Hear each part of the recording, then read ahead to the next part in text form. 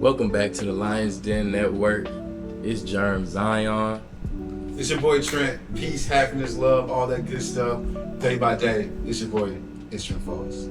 It's your boy Ave, you know what I'm saying? Achieving success one step at a time. That boy got an intro, guys.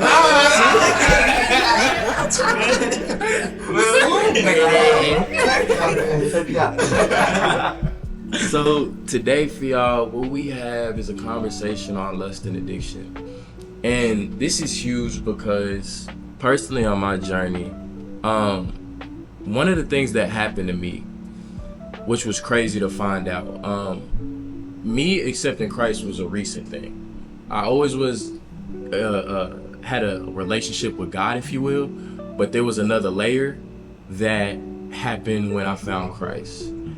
And something weird that happened to me that made me awaken to it even more was when I did, it was always a thing I was, going back and forth fighting it, but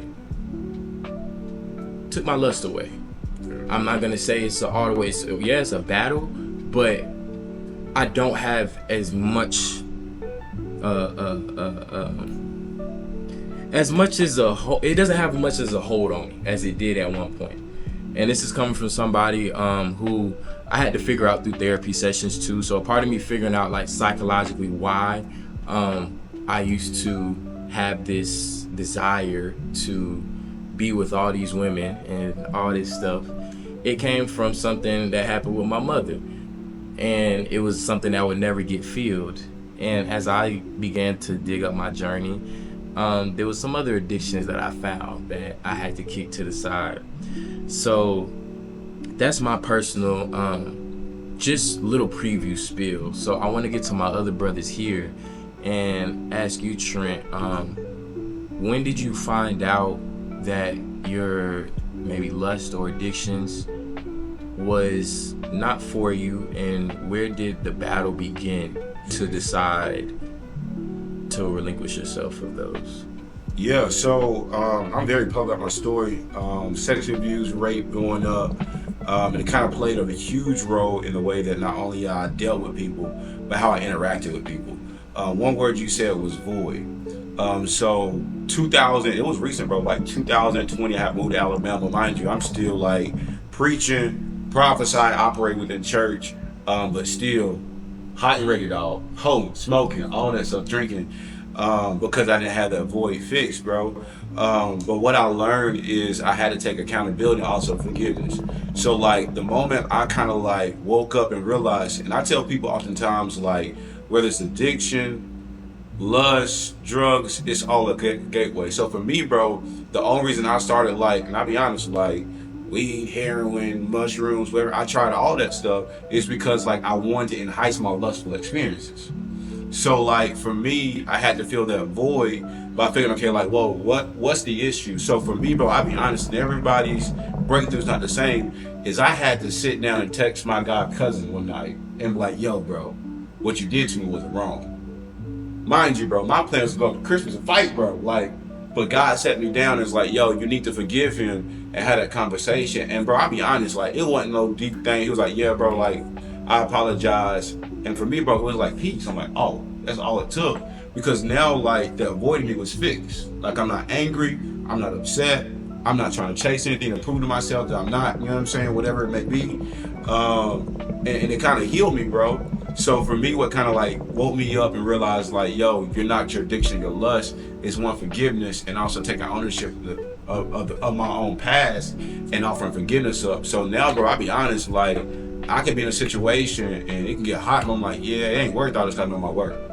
So for me, it took like knowing my work. And I'll be honest, man, like there's still certain things that I'm still overcoming. It's a daily thing. Like we die to our flesh daily. Like you're not going to be a complete whole individual.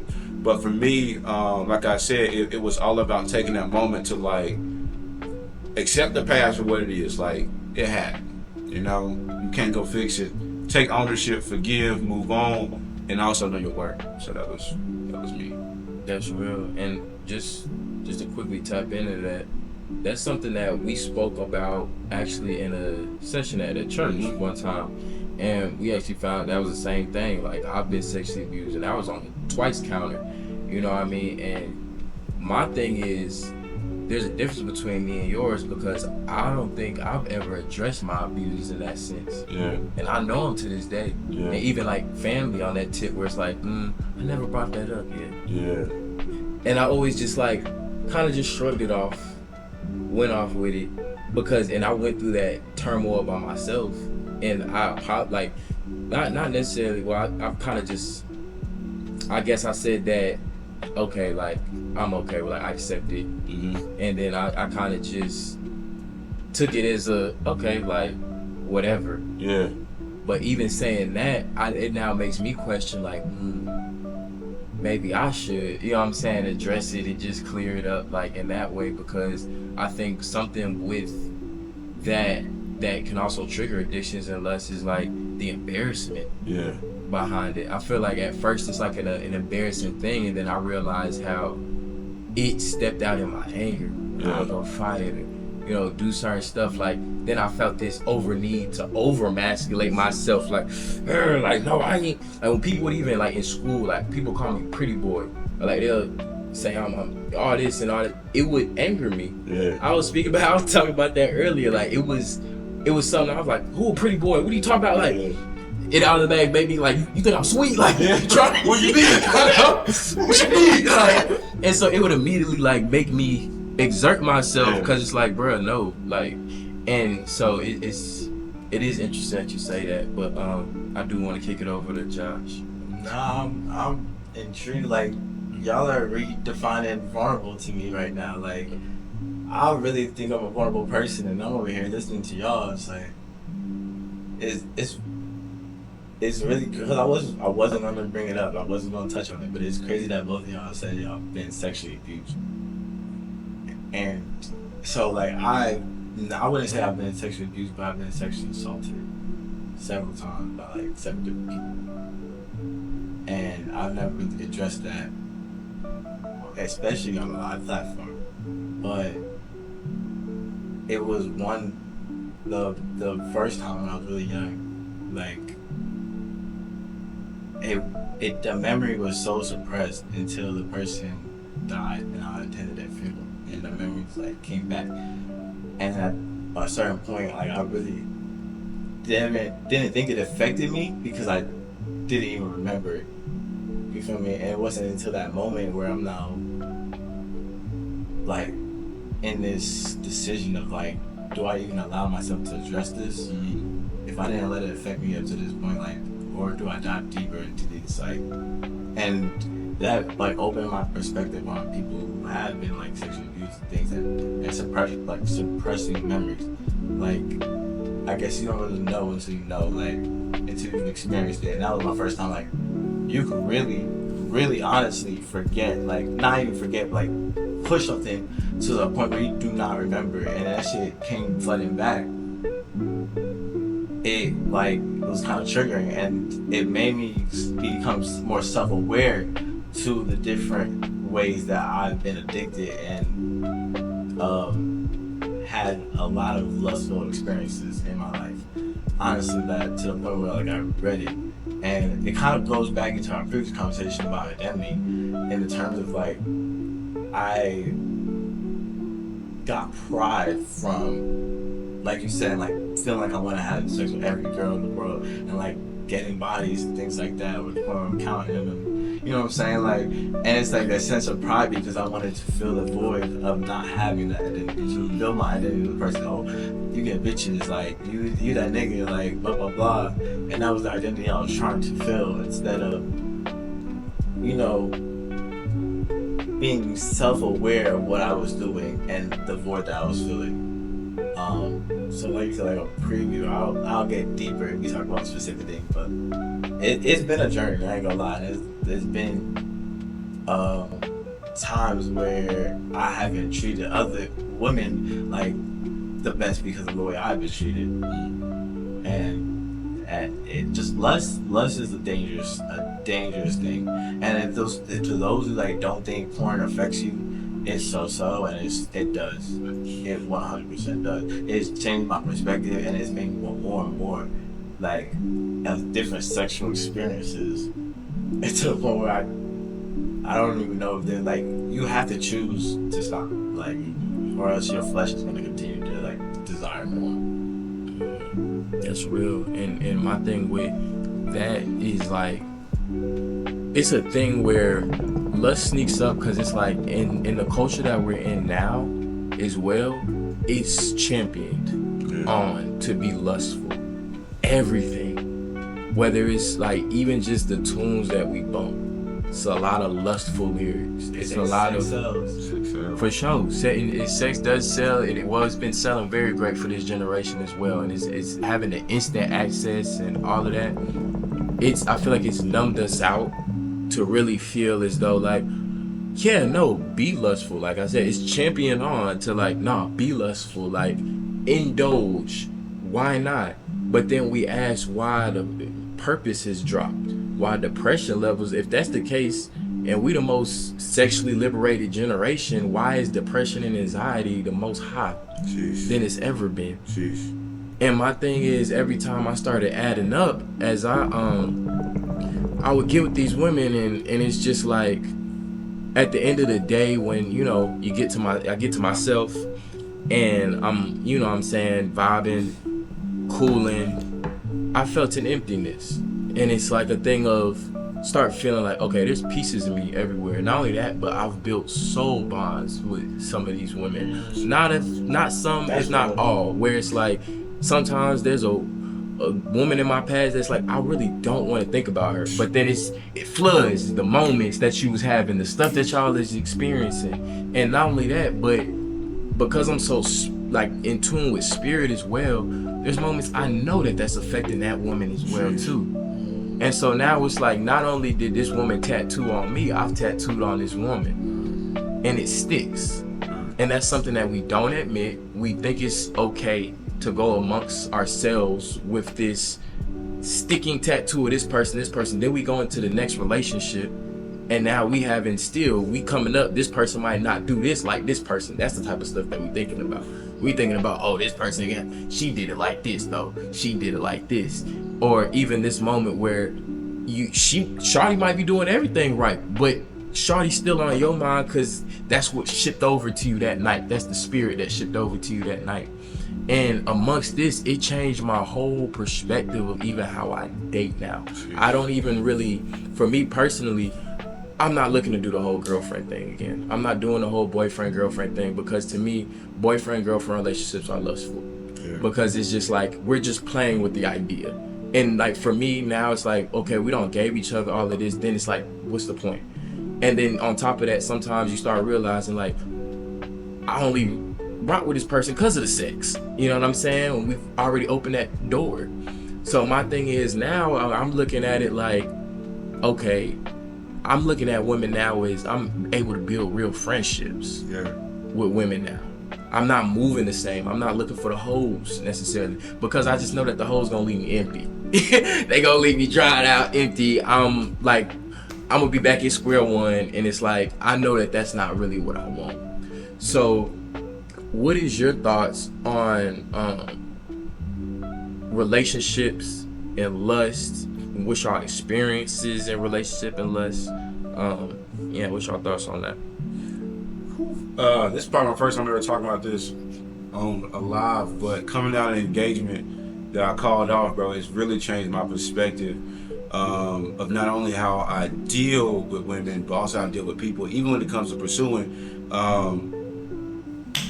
demonstration, bro. Something kind of like my mentor showed me this a while back ago, and it finally made sense as I grew as a man. Like, whenever there's a relationship, there's two people that come together. So, two people come together, right? You have him, you have her, they come together, whether it's sex, whatever it is, and there's that connection, there's that soul tie. However, when there's a separation because of the soul tie, it's always two people that's left. You have somebody that's missing a piece and somebody that's full. So I found myself being that person that's running around empty with broken pieces that can never connect to anybody new because somebody had a piece and he left. So now I'm walking around incomplete because I gave myself to somebody that didn't deserve me or never meant to be with me, and they have a better piece of me, and now I'm empty. So now when I come in contact with somebody that's good, because the connect piece not there, I never attached. So now I had to take that time back. Like, that's why I had to go back and like deal with that void for myself. Cause like, whether I like it or not, like my cousin had a piece of me, you know what I'm saying? Cause he got that when I was young. Had to go back and get that piece. My ex-fiance had a piece of me, had my heart. You gotta get a piece of that. So like for me, I'm in a season for myself, kind of ask your question. When it comes to lust in relationships, is you gotta know what season you in. Are you full or are you incomplete? You gotta let go of some things, or you gotta get some pieces back. So that's kind of where I am now. Like I'm healing, you know what I'm saying? Because I just caught off an engagement. So like now I'm in a place like gathering all my pieces and also letting go of some pieces. So like whenever the right one comes, it's time. I'm whole for her.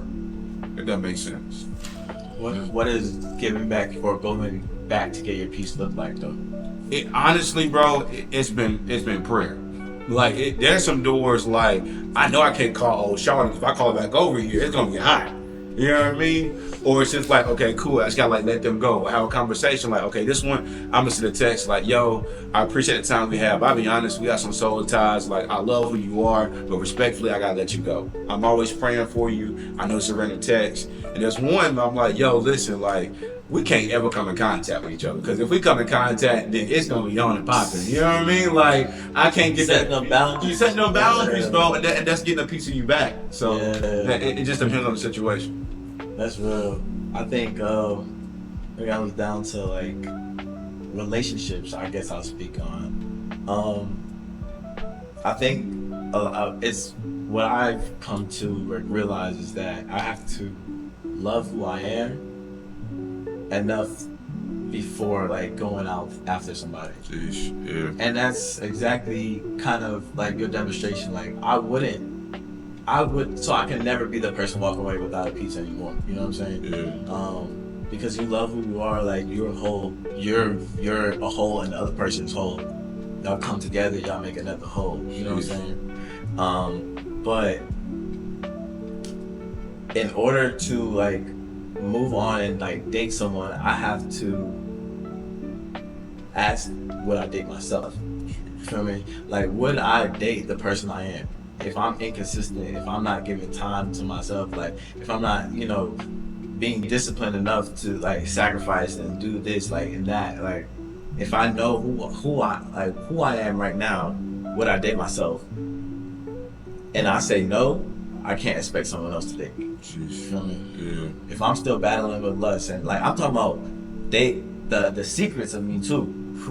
You feel me? Not just what I show other people. Yeah. Like who I know, everything I struggle with, every thought. You feel me? Would I date myself? Like, I know every day that like a lot of people see me in the gym, but I know every day that I sleep in. And more than my social media knows. Like you feel me? Like I know how many days that I woke up and sat in bed knowing that I should have went. Like I know, like those like the actual amount of discipline that I actually have.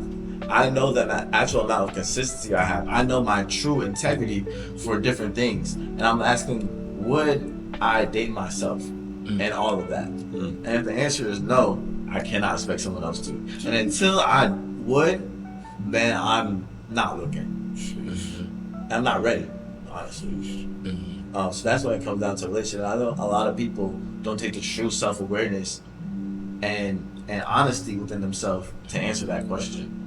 That's so real. And I think that honesty portion of like what I think it takes to even find out, oh, I am lustful. I do have an addiction. Like in a sense where like even how I like how you mentioned weed, because weed is something, once again, in this generation, it's been thought of to be like, oh no, it's not, it's weed, it's a plant. It's a cigarette now. Yeah, it's a cigarette. Like cigarettes an addiction. They had warning signs on that. But for some reason, it's crazy how it's like everything, same thing like lust, same thing like addictions of today. It's championed and talked on as if it's, nah, just be liberated. Just do. It's okay. Yeah. But what is conversation turn like when now you're surrounded around more people that are disciplined to this or that do maintain this nature to show that it's a real nature? Because it seems like there's a better side of life for it. Same thing like I would talk about. Like, yeah, it sucks sometimes going to the gym. It sucks getting up and getting sore and all that. But the results are great. You feel great. So same thing where it's like, with my lustful nature, when that was something that surprised me. Because I wasn't trying, same thing with whether it's porn, women, all this type of stuff, having the desire to be like, you know what, let me pull up on this one. Let me, you know what I'm saying? Whether even on the social media, pulling, let me DM, let me hop in this DM, let me work on, and I'm working all this up to do what? Now we don't hit, now where we going? And my thing is like, it's this thing of keeping taking places, because it's like, now with me desiring, seeing this new path where it's new, I damn near feel like an ex-hoe for men can't be whores apparently. We're whore makers. But so no, but like that's that episode. But so my thing is like, me choosing, like I said, getting more within Christ, that desire was more taken away from me, and that was a surprise, and it felt like a gift. To where now I was like, okay, I gotta maintain this. Like, I don't want to fall back into this because of the fact that just even how I look at women, everything is so much more in depth. Where even now, because I've had the pleasure of being able to get with the women I want, bad joint, whatever we want to call them. But it's like, even when we read the passage, it's he who finds a great wife, Not he who finds fine shit. He who finds a bad bitch.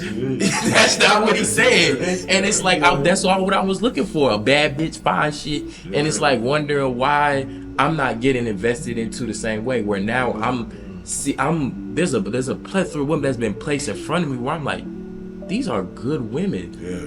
Not to say, I don't know if that's for my pursuit or not, because that's not how I'm doing things anymore. But it's the fact that these are good women that are actually putting back into me. There's women that have mentioned, oh, I prayed for you. Excuse me? Yeah, no, that ain't a lot of Excuse me? What do you mean? And it's something where it's like, okay, no, now you're running it to that type of woman. Yeah. You feel that protection though sometimes. You felt that different energy where I'm like, wait, so this is why I don't do this anymore? Not to say that maybe it was that, but it's to have, maybe that's what's surrounding me now. Yeah. That's what's surrounding me now, to where I can't play with that. Where now it feels as though if I go out and go make a certain move, it's kind of like when a parent tells you like, all right, don't do that. And then you get smacked on that ass. Yeah. And that's what it feels like, where it's like, okay, I made that move, I'm signing up to get smacked on that ass. Like same way like when a bunch of scams was going out with PPP loans, I was one of the ones. He gonna make an example out of me. I'm not doing it. I'm not pulling this loan. I'm gonna be the one to get got. Same thing out there. I'm sitting there, test results been straight. I'm good, all that. If I go back out there, I don't know what he may have for me just because of my knowledge now that I have. I'm not gonna do it out of ignorance. Yeah. Cause it's not gonna be out of ignorance. So I can't just la-di-da-di-da. I can't expect that same grace.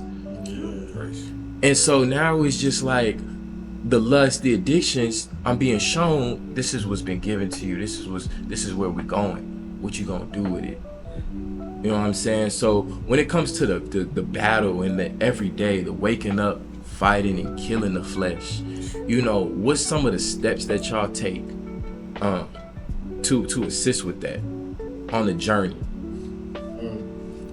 Setting yourself up ahead of time. Like literally, you have to constantly plan your day around it. Like if I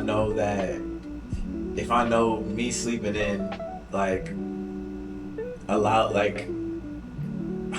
it's you sit more with the morning wood. If I know that, then I know that like I'm setting my alarm at this time. I'm hopping right in the shower. Like, okay, whatever. Like I gotta do. Like go to the gym. Whatever. Like I know I can't sit in a mindset for too long. So I set up my day to be busy or whatever I need to do in order to make sure I'm not on that mindset. Like even having gospel music playing at certain times, like, if I know I feel like I'm gonna be a little bit more less like I'm hanging out with a girl, I'm gonna play gospel music. And I'm not saying I haven't turned the gospel music off, but I have to make the conscious decision to turn that music off. You feel me? I have to sit there and be like, But at times it has deterred me at the same time. At times where I wouldn't have, if that music wasn't playing, I would just allow myself to keep, going. So it's like, okay, if I'm hanging out with this girl, I know I'm gonna be tempted. Let me put on the music on purpose. That's planning ahead type shit. You feel me? That's what I mean by like preparing yourself. Yeah. And because you have to want it more than just in that moment. Because if you just want it in that moment, you're gonna lose every time. You feel me? It's about forming your identity, is thinking further into it than just like at moment by moment. You have to be like, okay, a person like this wouldn't be in this environment. Yeah. Because I think I struggled with this for a long time. That like this manly identity of like I gotta be strong enough to overcome it, instead of being manly enough to be vulnerable and say, if I put myself in that environment, I'm gonna fail. Yeah. You feel me? I was always like, no, I should be strong enough to be in that environment and be strong. No, nigga, be smart. Like, plan ahead. You really don't want to fall short. Don't put yourself in the environment. The discipline is still there because you're choosing not to go in that environment. Yeah. You know what I mean? Yeah. I ain't gonna go. I know we going on tangents a little bit, but yeah, bro, that would be my step, honestly. Yeah. That's really.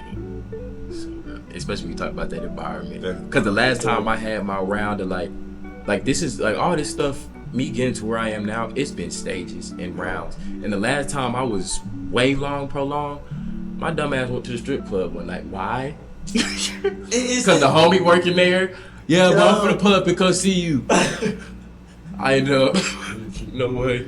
I'm here. You know what it be, bro? It be all God, why she doing it like that? It be the times where I go long periods of time without it. I'm like, yeah, like I feel confident in myself. Like, yeah, I went this long without like masturbating or sex. I'm like, yeah, I feel good. I could be in that environment. And then I think I'm strong enough to be in that environment, and then it repeats the same cycle all over. It's the same with smoking. I go long periods of time without smoking. I'm like, all right, I can do it this one time. I just had all this discipline, and I smoke again, and now I'm back in the same cycle. It's like, no, you gotta plan ahead to kick yourself out of that to the point where it's not even part of your identity anymore. The time where I knew I first started breaking my smoking habit is when someone was like, oh, you're a smoker? I was like, no, I'm not a smoker. It's like, because I no longer had an identity of a smoker. Yeah. You feel me? And that came right off the tongue. I was like, no, I don't smoke. Mm-hmm. And in the past, I've been like, I'm on a break.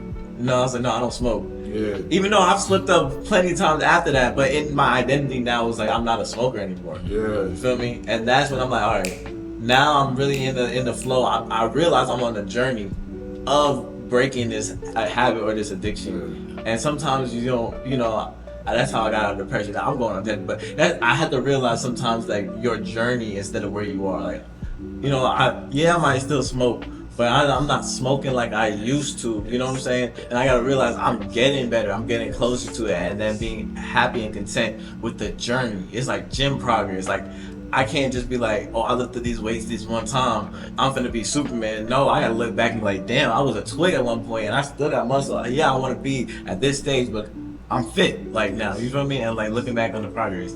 But I don't know. You're going somewhere, bro. I wanna start. Even to the point we talk about like weight training, but what I had to learn for myself, like, I'll be honest, like after my engagement, bro, like I tried not to, like, you know what I'm saying, you're right, but your boy's a lover boy.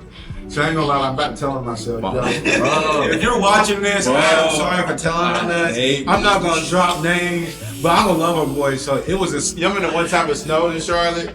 It was a bad snow day, bro. So I don't know. You from Charlotte? What you calling a snow day? Yeah, that's what. I don't know what you talking about. Anyway, so like I'm on Facebook dating. I shouldn't even been on Facebook dating. You know what I mean? But it was wild. So I'm in this little situation, and like I got a thing for like baby shower food. So we on the phone, and she eating meatballs. I'm making meatballs. I'm like, okay, cool opportunity. Like, come on, let's get snowed in together, bro. So the whole entire time, dog, like I'm in a mini relationship and like, you know, like things definitely happened that shouldn't have happened, bro. And it was a wild experience. I definitely fell in love with the experience, bro. But then I wake up at the fact like, oh snap, she's in love with me. And this is what it is, bro. So I had to take accountability, like, yo, like, we're in this situation because I put myself in that same environment. Like, I know how I am. Now I know how you are. I'm talking about, like, to the point, dear God, I mean, watching this, like, she bringing out toys the next day, like, yo, let's play with these toys. I'm like, okay, I didn't open this toy back up. Yeah, I opened this back up and like she's buying me do-rags like what I had on earlier. Like, it's like, yo, if you watching this, I'm sorry, yo, like I apologize, but bro, this is the maturity in it though, bro. So like, I had a moment and I'm like, she was in the elevator and I looked, I was like, yo, things about to get crazy, and I said, oh yeah, I know. I said, now we're going to pray. So bro, like maybe the fourth night, you know what I'm saying? We over here praying for each other. I'm like, okay, like this is your release. And like to this day, bro, like I gotta work on it. Like she's in love with me, like she wanna marry me. I apologize, but from that moment, help you realize like you have a moment in every situation to take accountability and fix it. You know, they talk about that in the Bible. Like, it always gives you a way out. Always. And I think like being stronger is just recognizing that way out, and that's how you have real wisdom. Yeah. When you start realizing those opportunities, like, and taking them. You know, realize like, okay, like if you're about to call up the girl, like, okay, if she comes over, I'm going to be more tempted to do this, and that.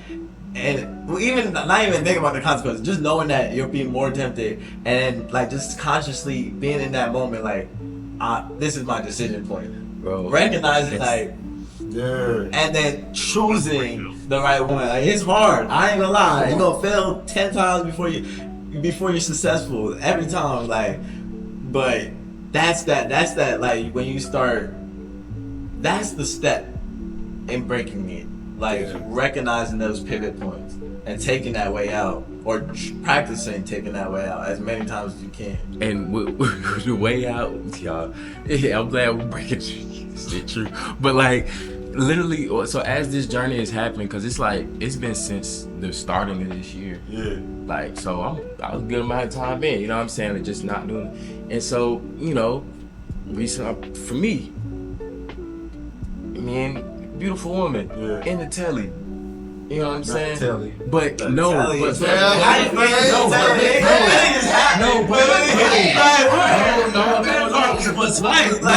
look. My thing is, bro, when I say only thing on my head, still Christ, kept my Bible on my side, all this stuff, I'm talking about we going to bed, I'm throwing sleep mask on. I turn my back. I'm trying to be disciplined in that. Bro, I said it's tired. I didn't even think about it. And you know what I'm saying? Like, you know, me and Sean talking. I'm talking about like real life scenario. Okay, let me just, like I said, see who you are. Because this was like, I feel like a huge test for me. Yeah. That was a huge test for me. Like to not even preempt something, not even nothing. Not talk about it, not nothing. And I'm sitting there like, yo. Like, this is not nothing to test out all the time, but I'm more like, I'm patting myself on the back. And it's like, you know, just little things, you know what I'm saying? Cool and back. But like, I was just so proud of myself of like, dog, literally, temptation is right next to you, my boy. Temptation is right next to you. And you turned your back. Sheesh. I wanna like touch on that your wrist, like, cause you just made me think of this another, like, I would say another step. Like I said, I haven't overcome it, but things I've done to get closer to that moment is switching my pride. So just like how I said, like I would have pride in having this girl and that girl and that girl. Now you said like when you resisted temptation, you was patting yourself on the back. I changed my pride to something where, okay, I was disciplined. Let me be proud of that, and being like. And when and feeling that feeling, honestly, that is one of the best feelings in the world. Like that pride that you have in yourself for staying strong or being self-disciplined in that moment, like get addicted to that. Talk about it, like don't forget it. That's how you overcome, like, and that's something that's it's a continuous process, like it's a process. Keep it real, it's a continuous process. Get addicted to that. Get addicted to that, bro. That's exactly what I'm saying. Like being around the different people. When you switch it up, and it's like Now it's like I can be around people that's smoking and not feel the urge. Hey, let me hit that. Yeah. That was a different feeling. When I stopped and went dry off even liquor for a good amount of time, going to a club environment to just say, hey, can I get a pineapple juice? I just get pineapple juice. And I was getting rounds of pineapple juice too.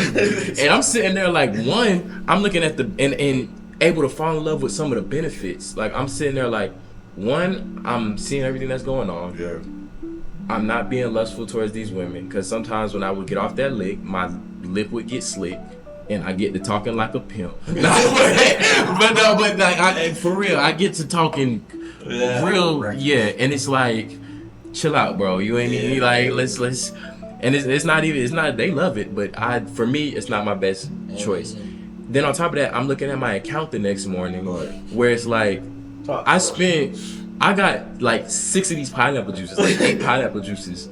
And some of them, by the time I'm going through it, bartender like, he ain't spending that. Here.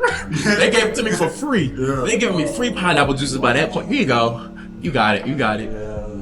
I spent like $5 compared to a $100-something night on liquor. Yeah. And so then I'm sobered up to that thought, like, why was I continuing to drink at the spot just to feel like I need to be social? Because now I've overcame that addiction, where it's like, okay, if I'm in an environment, everybody's drinking, smoking, all of that, I've tested myself of being just dry sober and realizing sometimes I'll be still the most social lit person in the room, dry sober. And then I'm sitting from afar because now I'm confused. I'm like, wait, everybody in here smoked up, drunk up, and everybody's like closed in. Yeah, less social. They're less social. It's not as entertaining. And I'm like, well then how the fuck am I the life of the party sober? Like, and then like moments like that, like I said, once again, it could be that time where you like be excited about that discipline, like be happy on a discipline. So I think that a lot of the times in an age where we choose to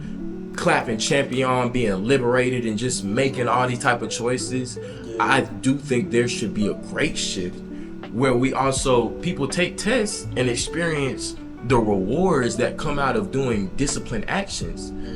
When you do things that's not as, I just felt like doing it. How about you stop doing things out your feelings and see how that feels? Doing things out of choice. Like how you said, being able to even setting yourself up for success, to even say, oh, I'm in this situation, I'm gonna do this at this time. Setting yourself up for success to say, you know what, I'm gonna listen to this type of music right now. I need this. I'm gonna be around this environment of people because this is what I need. All of these things are choices over feelings. Yeah. And it seems like every time we choose over, I just felt like it. Every time I just felt like it, then we feel like we failed. Jeez. But then when we make a choice, it feels like a win. How crazy is that? Yeah. It's a question. There's a question that comes out of that I battled with for the longest. Is like, in order to be disciplined, it takes discipline. So how do you acquire discipline? And I think, like, a lot of times people don't realize that there's a difference between discipline and self-discipline. Come on. Discipline is having parameters with consequences. So if you don't show up to your job, you're gonna get fired. Yeah. If you don't show up at this time, you're gonna get fired. Now compare that to an entrepreneur. Well, I want this business to work, so I'm waking up at this time to make it work. I can sleep in, but my business is probably not gonna be as successful. You know what I mean? So that's self-discipline, is when you set your own goals and the only consequence is you not meeting them. That's good. You feel me? Yeah. The discipline is like, I mean, in school, I discipline myself to study in order to pass the test because this test is been scheduled, it's gonna be at this time, blah, blah, blah. I know that if I don't discipline myself to do this, that's why a lot of people, they're disciplined, but they only gonna work a 9 to 5 the rest of their life. They're not gonna achieve so far because there's only other people setting those parameters for them. You have to set your own parameters and then achieve those. And the only way to do that is self-love. Because you have to want whatever you require to be more than the work that it takes to put into it. Like I was saying earlier about the mindset versus your work ethic. You have to want whatever that identity is, what that success is to you. Because success, the key to success is self-discipline. Like, it doesn't matter what you want to do, you have to put in the work to do it. That's good. You feel me? Like, I don't care who you want to be. I don't care what you want to do. You could, if you want to sleep in all day, and you choose to sleep in all day, you'll be successful in that. But if you want to be like change lives and be a community leader and things like that, and you have to put in the work to do volunteer hours, connect with people, network, get over public speaking fair, you know what I'm saying? Like, do things like this and then edit videos for hours when you don't want to. Like, you have to want whatever that goal is more than the work that it takes to put into it. And that's where self-discipline comes in. And so in order to discipline yourself by setting those parameters and those boundaries, you have to first have self-love to choose to put up those parameters and boundaries to keep yourself disciplined. But discipline comes from self-discipline. Yeah. Where you at with it? I'm gonna how can I go about this thing? So biblically speaking, there's a story. Jesus' first miracle was at a drunken wedding. And we're talking about discipline. We're talking about addiction. We're talking about lust. And we talk about your story. The first sign of knowing that you are overcome addiction or you are able to overcome temptation is you're able to be in a room and still be in control of it. They're not a wine. They're like, oh, we know somebody can fix that. Jesus. Take this water, turn to wine. Jesus could have simply just did it, but he knew he could never touch it. So what he did, he sent disciples, he sent servants and get the bell of water to bring it to him, and then he did the dirty work from there. So oftentimes the true testament or the true symbolic representation that you are healed or that you are at a place where you're okay if you're addiction, if you're able to be in a room and still have control over it. And I think a lot of people say that they overcome their addiction or they overcome their lust or whatever it may be by running from the room. But I think the true, and this is kind of like going off your question, like y'all was saying, like the true representation that like, okay, my addiction is good is one, being in the environment correct, but going off what you say is being disciplined and never said that Jesus tasted the wine itself. So like what I'm starting to learn from myself, and this is going back, tied back into it, I'll know that I'm able to be healed from my addiction, my lust, if I'm able to have somebody over here, like you said, and not even have the desire to touch it.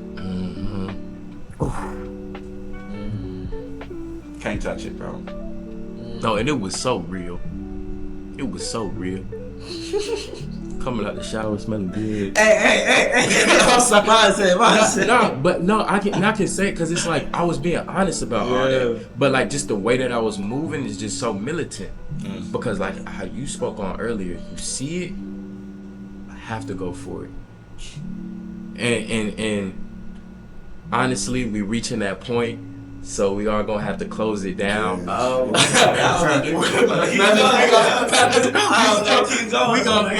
Wait. Keep the conversation going in the chat though, for real. So like in the comment section below, feel free to inbox us. We know your thoughts, your opinions. Let's keep this thing going, for real. Yeah. Locked in. So this is another closing session of the Lions Den Network. It's Germ Zion. It's your boy Trent. Hope, peace, happiness every day of the week. It's your boy Trent Falls. It's your boy A, which is achieving success one step at a time. Okay. I'm nice.